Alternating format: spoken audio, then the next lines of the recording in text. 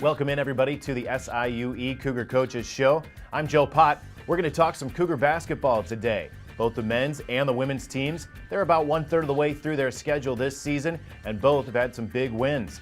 Cougar women's teams picked up wins over Austin Peay and St. Louis already this year, while the men's team scored a double overtime win recently against Kennesaw State. We'll be joined today by both Cougar head coaches, Amanda Levens on the women's side and Lennox Forrester on the men's side, and we're going to do this a few times during the season right here from SIUE. We'll talk all about Cougar basketball. We'll get you caught up on what's already happened this season and tell you about what's to come this season with the SIUE Cougars. So stick around. We're going to have some fun. We're going to be joined by both coaches, and we'll do that when we come back on the SIUE Cougar Coaches Show right here on CCIN.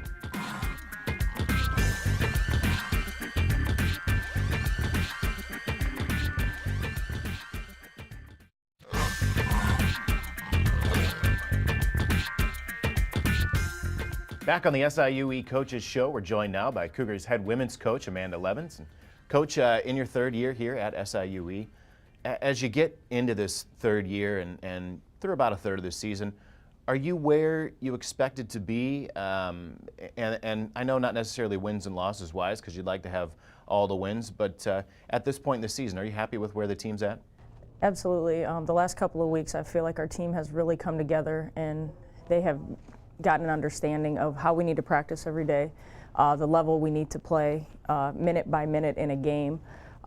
Early on in the season, we had so many lapses. I think we're eliminating those slowly but surely. I was really proud of our effort when we played Morehead State. I felt like we really battled in the second half, and that was the most complete game we had played in some time. So up until then, we were putting together 24 good minutes of basketball or 26 good minutes of basketball, which just isn't enough good basketball when you're playing the teams on our schedule. Has anything surprised you, maybe that you weren't ready for, good or bad? You know, I thought as a competitor, you know, I would like our record to be better. I thought there were some games early on that, with some of the returners that we have, being as close as those games where I would have expected us to be on the other side of those, coming out on top with wins. But in hindsight, you know, they were great teaching points for us. It's still early in the season, and hopefully that it'll pay dividends later, that, you know, we did lose those games and we can come out on the other side of them against other opponents. When you look at players individually, and you know, whether it's returners or newcomers, are there players maybe that have done some things that have surprised you, whether, you know, developing a little quicker than you expected, or maybe you know, hopefully not regressing? Yeah, well, I'm pleased with Raven Berry's improvement with her footwork, and she's really gotten better every game we've played this year.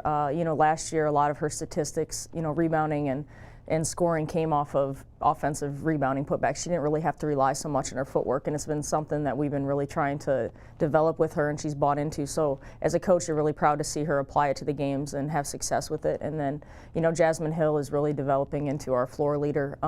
She's such a sponge, and she takes what we tell her and applies it right away. Like, her learning curve it's like immediately. So as a coach, having a freshman point guard with that type of love of the game and passion and leadership qualities, I think that her future can be very bright for us, and as well as for the program. And you're talking about a sophomore and a freshman here, so it's not like this is someone that is, you know, that this has happened to them and then they're going to graduate. You've got these girls for a few more years. Yeah, and you know, just getting everybody else around them, I think it's a matter of being consistent, really. Like, that's been our biggest nemesis thus far in our season. So if we can get everybody to play well on the same night, we can be very good. It's just been, you know, 3 or 4 players have a great game here, and then 3 or 4 players have a great game there. And part of that is youth, you know, and part of that is just, I feel like as a coaching staff, we got to figure out the best way to get it out of them. And just, we told them, we're not going to give up on you guys. These are our expectations. We're not going to waver. So you got to get with it, or you're not going to be happy. Are there specific games or performances maybe that stand out? I know you mentioned the Morehead State game, and you were proud of the effort in that game. Other times or other moments maybe that really kind of make you proud this year?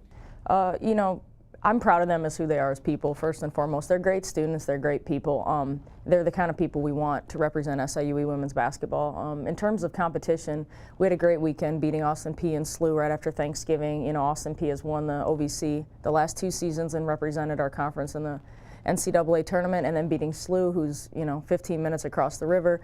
You know, that I think was a big win for a lot of the players in our program that are from this area, because they grew up, you know, SLU was a Division I team in the area. Some of our players were overlooked by them in the recruiting process. So I felt like they were very motivated to make a statement that day. You kind of led me right into it, but let's talk about this schedule that you've put together this year. And I know this is not any different than you've done the first 2 years here, but it's a challenging schedule, and it includes some teams from the Big East, teams from the Missouri Valley, even the SEC. You've put together a challenging schedule for a long-established Division I team, let alone a team that's still in its infancy as a Division I program. Well, for where I want our program to be, this is the schedule we need to play. And, you know, it's as frustrating as it is to not come out on top of some of these games. The teams we're playing is where we want to go and who we want to be in a couple years. So I think it's great experience for our team. You mentioned, you know, freshmen, sophomores that are getting a lot of playing time. They play these teams and they understand what it's going to take to win those games. You know, you cut up film and there's so much teaching points. Like, look what they did here and look what we did here. Like, and they can learn to become that type of program. So we don't wish it was easier, and I don't want to schedule easier. We wish we were better, and we're going to get better to compete in a schedule like this. How about playing the number of Ohio Valley Conference teams that you have on the schedule? I know that's increased over the last couple of years as you look forward to playing a full conference schedule next season, but you really get a look at what's to come for the program. Yeah, and it gives us a great gauge of where we need to get better at by next season, kind of where we'd stack up this year. We try to tell our players, like, okay, these are the 12 games we're playing against. Let's see if this was our conference, how we would do. Would we be 8-4? Would we be 10-2? Would we be 6-6? You know, our goal is to try to win as many of those games as possible, kind of like a mini season. So to us, it is our own personal conference schedule. What do you think the reaction has been from those conference teams, whether it's coming here to Edwardsville or hosting you at their home venue? Have they welcomed you? Have they treated it like a conference game, do you believe?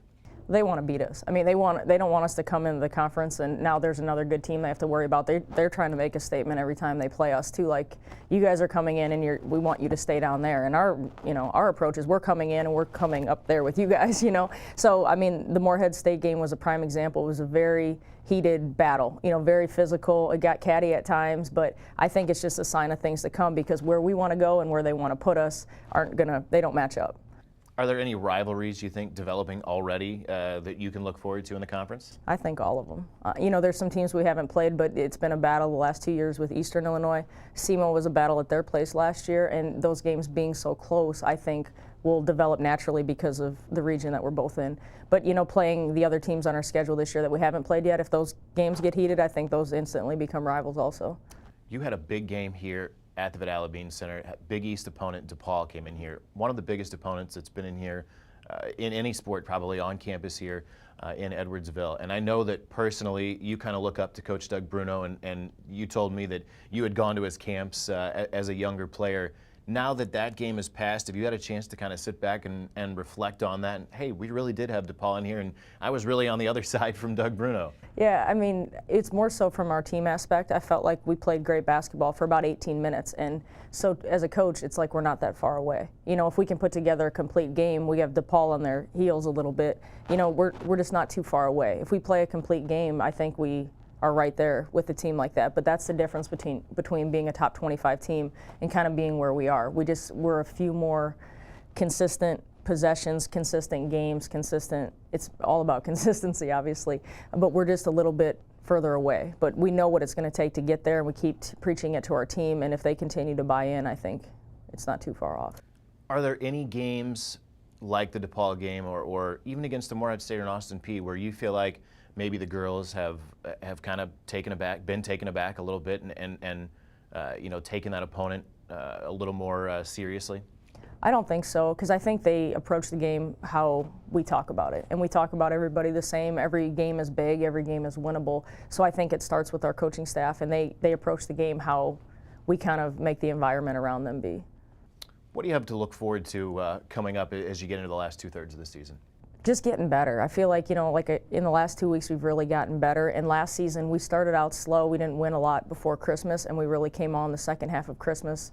You know, I think our team kind of figured it out a little bit. And this year, I think as a coaching staff, we thought it would be figured out a little bit earlier, but we do have a lot of new players. And not to make excuses, but I feel like we're finally getting better, and the kids or the players are understanding what it's going to take. So you know, the rest of the season's very bright for us. I feel like we could rattle off some wins, and I told them just to stay invested, and eventually we're going to be on the other side of these if they keep working hard and doing things the right way. Thanks so much for taking the time today. We look forward to watching the last 2/3 of the year. Thank you.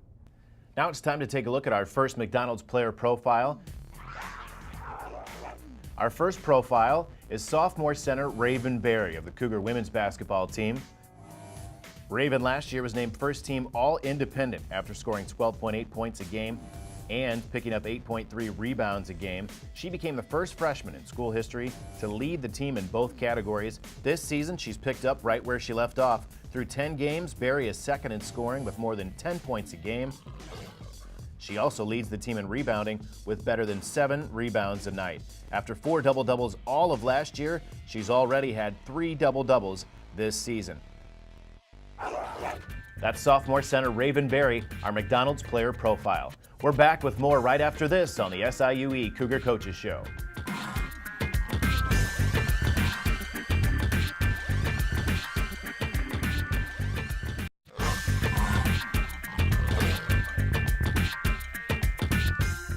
We're back at SIUE. Now we're joined by Cougar head men's coach, Lennox Forrester. Kind enough to take some time today. Certainly appreciate it, Coach. In your 4th year here at SIUE, and as you get into this 4th season, obviously the big story for men's basketball to start the year is the loss of Mark Yelovich, the junior forward, legend scoring the last 2 years and goes down in that IPFW game.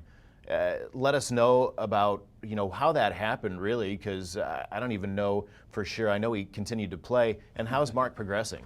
He's progressing very well. I think at the end of this month he'll get his boot off, which is good for him. And I know he's pretty anxious to get back at it, just because he's a worker and he wants to keep working and keep getting better. As far as when he injured his leg, I wasn't quite sure either. I didn't realize he came out the game and got retaped until after the game was over with. But the situation he was describing to me was when he did a reverse layup, and obviously, after going back and watching the film, he came down on someone's foot and broke his leg or broke his foot. So, but he's doing very well. He's continued to be at every practice. He's very vocal to our guys, talking to them, encouraging them, try to help these new guys through, what he's gone through for the first 2 years while he was here. But he's still a big part of our team, and hopefully continue to help our team as we keep going. Obviously, the impact goes beyond just the points and the rebounds that he would give you on the floor. He's a leader on the floor. Mm-hmm. He kind of manages the game, and he has done that. But you and I talked at the beginning of the year about scoring's going to have to come from some other spots beside Mark Yelovich. Right. Well, now there is no Mark Yelovich, so scoring has to come from some other sources. Do you think that there's another side of losing Mark Yelovich, that maybe it's kind of helped some other players? Well, anytime you have a difficult situation or an injury to a key player, you have to look at the bright part of thing and try to look at things positively. And part of the positive that I'm looking at is, these guys are competing without Mark, and they're figuring out ways to score without Mark. And I think they're doing that, and it's by committee. If you look at any one of our box scores, you never see the same guy scoring, double-digit points. It's always this guy, then that guy, and so again, to me, it's just by committee. And I think our team is doing a good job is finding out, who the hot hand is that night, and I think that's good, because for the last 2 years we rely on Mark so much that I think a lot of times guys stand around and watch him, do a lot of the scoring, and he ended up taking some bad shots at the time. But I think our guys are figuring ways out to play without Mark, and I think they're doing a pretty good job as far as getting better every day. I asked Coach Levens this question, and I'll ask you the same thing as you finish with about a third of the season now. Anything that's really surprised you, maybe that you didn't expect, whether it be from a player or from the team in general? Not really. As you go in and you have quite a bit of new guys coming in, you got to understand that these guys, you got to coach them, and you got to get them to get better every day. And because of the toughness of our schedule, really haven't, and how often we play, really haven't given us a lot of time to work, at our game and practice, and as I think I told you before, we got to be a team that get better on the run. But not really, if you want to say someone that surprised me is probably, Michael Messer, and him being a freshman and how well he handles himself. on the floor and off the floor, and how well he's doing. You know, I thought he was tremendous, you know, in different games this year. But as a freshman, you know, you're going to have some ups and downs. But for the most part, you know, nothing really surprised me about this team other than, you know, we just got to keep better every day. Are you getting there? Do you think that there is progress in that getting better on the run, as you like to say? Do you believe that your guys are working towards where you want to be? Most definitely. Now, are we where we need to be? No, but at the same time, I think our guys are getting better, and I think that that urgency came right after the Iowa game. You know, I thought our guys, you know, were saying, hey, you know, we need to be more coachable. We need to work harder. We need to pay more attention to the details that the coaches are providing us with, you know, so we can be competitive. And I think, you know, for the most part, these guys are doing so. And just the attitude as when they come to practice, you know, they come to practice with a positive attitude. Their willingness to learn, their willingness to get better. And I see that every single day, that we are getting better, and hopefully we continue, you know, to do so and have more success as we're making progress towards getting better. You mentioned the Iowa game. This is another challenging schedule that you've put together this year. Iowa just one of 3 Big Ten teams on the schedule, Indiana, Northwestern included. You've got a lot of OVC games. Tell me again your philosophy and why you've scheduled some of these difficult opponents, and why you have given the kids an opportunity to play in some big-time places. Well, I think it's a neat experience to have throughout college. You know, being able to play, say, a team like Iowa, a team like Indiana or Northwestern, even playing at Illinois State and Northern Iowa. You know, I just think those are a great experience to be able to, you know, go through your years in college and play in an environment like that, play a team to say, you know what, we have nothing to lose. Let's go out there and give them our best shot and see what happens. You know, I mean, if I was a player, that's what I would want. Just a challenging game, great environment to at least have a memory. Because you know what, these guys, they watch TV all the time and they see these teams on TV, but to put them in that environment, to put them in that situation, it's a lot different than sitting back and watching. So, you know, our schedule was put together for that purpose, and also for the purpose because right now we don't have the postseason play. And, you know, I'm saying to them that, you know, if we would have won championship and have that opportunity to play in postseason play, this is the environment that you play in. This is the brand of basketball or the type of team, a type of opponent that you'll be playing against.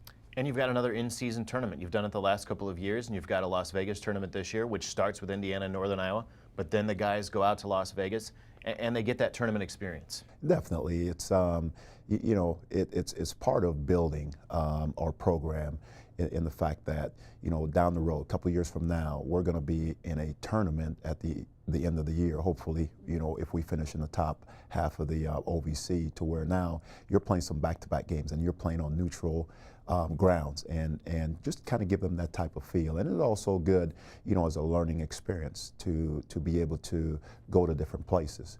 And, you know, it's always learning different culture.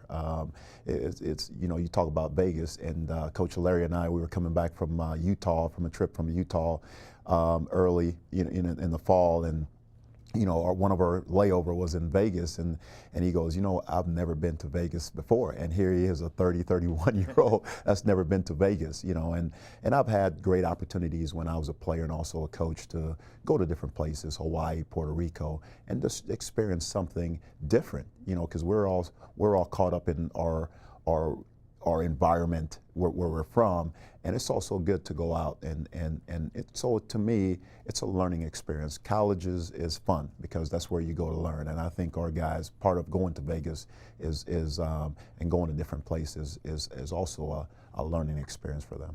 Coach, certainly appreciate the time. We look forward to the latter 2/3 of your schedule and the season to come for the Cougars. Thank you, I appreciate it. Thanks a lot.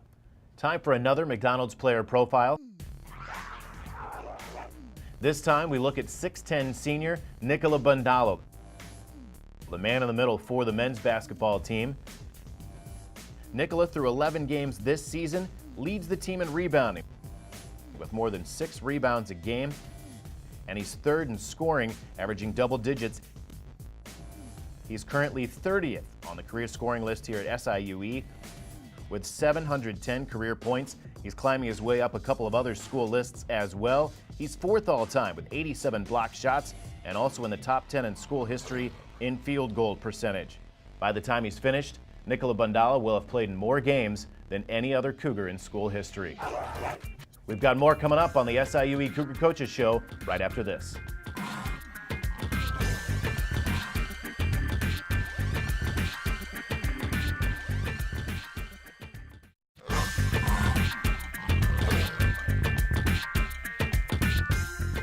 Back on the SIUE Cougar Coaches Show, there is plenty to come this season in Cougar basketball. Here's a look at the upcoming schedule for both the men and the women.